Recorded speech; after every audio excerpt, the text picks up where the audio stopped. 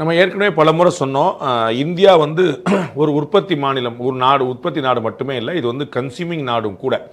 நாம இப்போ ஒரு ஜாலியா வந்து நீங்கள் குறிப்பிட்ட அந்த புத்தா லாஃபிங் அப்படின்னு சொல்லக்கூடிய நம்முடைய அணு ஆயுத சோதனை 2வது முறை நடந்தபோது அமெரிக்கா வந்து கிளின்டன் அவர்கள் தலைமையில் இந்த தடையை விதித்த போது ரொம்ப தெளிவாக ஒரு ஜோக் சொன்னோம். நம்ம வந்து மக்களுக்கு பார்த்தீங்கன்னா கவலைப்பட மாட்டாங்க, அவங்க வந்து எனக்கு வெளிநாட்டு பேஸ்ட்டுகள் ப்ரஷ்ஷுகள் கிடைக்கலன்னா வேப்பங்குச்சியை தேய்ச்சிட்டு போயிடுவேன், எனக்கு ஒன்றும் பிரச்சனை இல்லை, சாம்பலை தேய்ச்சிட்டு போயிடுவாங்கிற அளவுக்கு நம்ம வந்து இருந்தோம். அப்போ வந்து இந்தியா வந்து ஒரு பெரிய மார்க்கெட் அப்படிங்கிற மறந்துடாங்க. 800 கோடி மக்கள் தொகையில் 140 கோடி இந்திய மக்கள் மட்டுமே.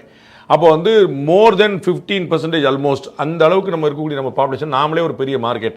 அப்போ உள்நாட்டு புழக்கத்தை, பணப்புழக்கத்தை அதிகரிப்பதன் மூலமாக அமெரிக்காவை இல்லை, அவர்களுடைய குருநாதர்களையும் சேர்த்தே நம்மளால் வந்து எதிர்கொள்ள முடியும் அப்படிங்கிறத நம்ம பார்க்குறோம்.